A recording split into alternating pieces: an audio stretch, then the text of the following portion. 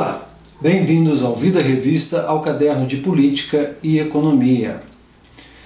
Vocês viram aí na abertura imagens de um shopping em Blumenau, Santa Catarina, que resolveu reabrir com música, aplausos e aglomeração. Ele até chegou já hoje a ser notificado pela Justiça, né?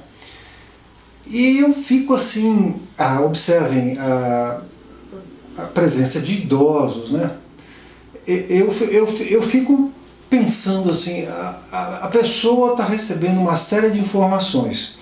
Inclusive o ministro Luiz Eduardo Ramos, da Secretaria de Governo, ontem chegou a reclamar que a imprensa fica mostrando caixões com tanta coisa boa para mostrar. Não sei quanta coisa boa é essa, mas enfim.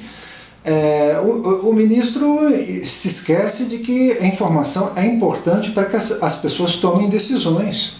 Você precisa estar muito bem informado, né? Não adianta colocar óculos cor-de-rosa e achar que está tudo uma maravilha e tomar uma decisão equivocada, como a desses senhores e senhoras idosas aí nesse shopping em Blumenau. Eu fico pensando, você sabe que você faz parte de um grupo de maior risco. Você ficou em quarentena durante um mês, tal. Aí acabou, você vai para um shopping. Qual que é a lógica disso? Que necessidade é essa de ir para um shopping? Viver é tomar decisões. A gente está tomando decisões o tempo inteiro, né? Decisões pequenas, pouco importantes, decisões importantes que vão mudar a nossa vida. Viver é tomar decisões. E ser feliz é ter a capacidade de tomar as decisões certas. Por isso é muito importante pensar bem antes de tomar certas decisões, né? E não adianta pôr óculos cor-de-rosa, ministro Luiz Eduardo Ramos. Né? Não adianta pôr óculos cor-de-rosa ou fazer como o ministro da Economia, né? Que, aliás, o governo não é só o ministro da Economia, o governo ainda não entendeu o tamanho do problema que nós estamos metidos. Né? O ministro Paulo Guedes ainda está assim, né? Caminhando pelas nuvens, por um céu estrelado, etc. e tal. Ele não entendeu ainda o tamanho do rombo, não é? Bom, enfim. Então, outra coisa interessante foi que após uma reunião com o presidente Jair Bolsonaro, o Conselho Federal de Medicina autorizou o uso de hidroxicloroquina nos tratamentos iniciais de coronavírus, mas não recomenda. E não recomenda porque não existe nenhum estudo sério científico que comprove a eficácia do remédio. Ora, para que então o Conselho se manifestou? Só para dar uma garantia jurídica aos médicos? Quer dizer, se o médico usar a hidroxicloroquina e a coisa der errado, você não vai poder processá-lo, porque ele tomou uma decisão autorizada pelo Conselho Federal de Medicina. Mas, ao mesmo tempo, quer dizer, o Conselho jogou nas costas do médico, uma vez que não recomenda, a responsabilidade e a decisão de usar ou não, né? Eu espero, inclusive, que os médicos recolham autorização da família para usar a tal da hidroxicloroquina, né?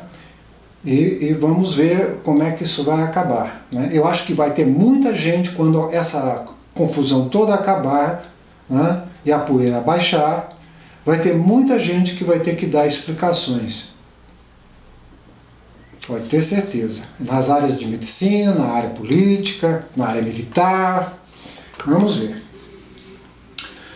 O médico americano Rick Bright, que era o chefe do departamento de pesquisa dos Estados Unidos, que está desenvolvendo a vacina para o coronavírus, foi demitido pelo presidente Donald Trump porque criticou o uso da cloroquina e disse que não há estudos conclusivos que justifiquem o uso indiscriminado. E o presidente Trump não gostou e mandou demitir o homem que estava à frente do desenvolvimento da vacina.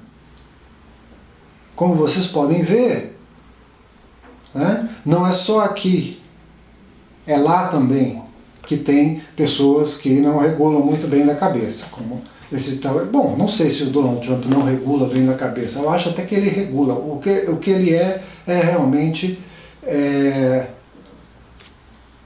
mal intencionado. Né? Muito bem. O governo de São Paulo também está preparando um plano funerário. Né?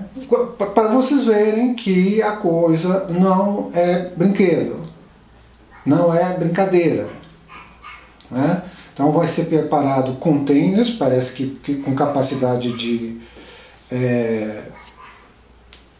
armazenar até 8.000 corpos.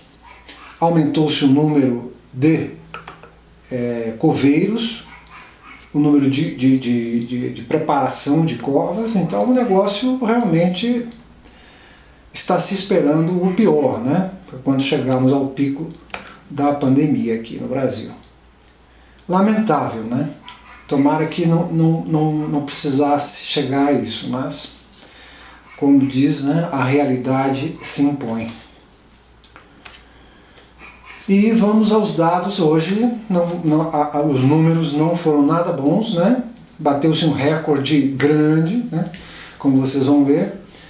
E então vamos aos números da pandemia aqui no Brasil, anunciados hoje pelo Ministério da Saúde.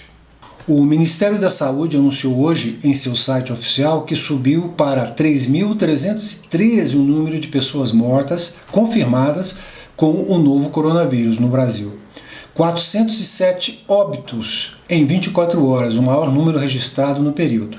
Até ontem eram 2.906 pessoas que haviam morrido com o coronavírus. Antes da gente ir para o fechamento do mercado, o ministro Sérgio Moro hoje ameaçou pedir demissão. Tá? Então, a coisa não está muito certa, por isso eu vou esperar até amanhã para fazer algum comentário mais preciso, porque a coisa está meio indefinida. Ele pediu demissão, mas se o presidente retirar o senhor Maurício Valeixo, que é o superintendente, o diretor-geral da Polícia Federal. O presidente já havia manifestado para o ministro Sérgio Moro que queria trocar, né, o diretor-geral da Polícia Federal, e, na contrapartida, o ministro Sérgio Moro disse que vai, então, se demitir. Né? Agora vamos ver, eu vou aguardar até amanhã, não temos nada de conclusivo sobre isso, mas amanhã provavelmente a gente já vai estar com uma informação mais precisa sobre esse caso. A bolsa chegou a cair 2%, acabou que fechou em uma baixa, né? E o dólar passou de 5,50. Então vamos ao fechamento. O dólar, principalmente depois do anúncio da possível demissão do ministro Sérgio Moro, já vinha em alta e aí então realmente bateu outro recorde. Subiu 2,189%, e fechou a R$ 5,5278. O euro, da mesma forma, teve uma alta de 1,176% e fechou a R$ 5,9772, praticamente R$ 6. O Ibovespa vinha próximo à estabilidade até a notícia da possível demissão do ministro Sérgio Moro e caiu mais de 2%. Depois recuperou um pouquinho, mas mesmo assim fechou numa queda de 1,26% a 79.673 pontos. E o petróleo se recuperou mais um pouco, fechou até o momento da preparação desse programa com uma alta de 7,41% a $21,88.